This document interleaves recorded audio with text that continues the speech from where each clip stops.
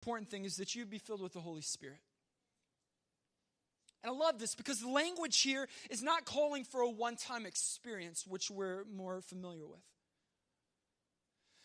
The Bible here is calling for a regular pattern of life.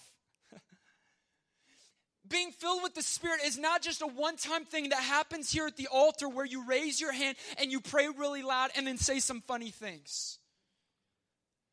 That's not being filled with the Spirit. Being filled with the Spirit is, yes, having an experience, but then living daily with the Spirit. Having regular interaction with the Spirit. It's not just a one-time moment where, bam, you got the Holy Spirit. It's so much more than that. And that's where I want to take us tonight. And I want to show us what Paul, and more importantly, Jesus, God is communicating to us here. Paul uses many different verbs to tell us what our interaction with the Spirit must be. Throughout his letters, he says that we should walk by the Spirit. Say walk. Well, we should be led by the Spirit. Say led. We live by the Spirit. And we keep in step with the Spirit. Keep in step.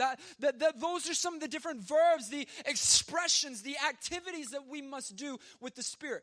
None of those are a one-time experience. It is a regular growing relationship. Here is the big question. How? How do we do that? How do we live a life of light as opposed to a life of darkness? How do we flee sexual immorality and instead focus on genuinely loving and caring for one another? How do we stop being unwise and foolish and instead be wise? How?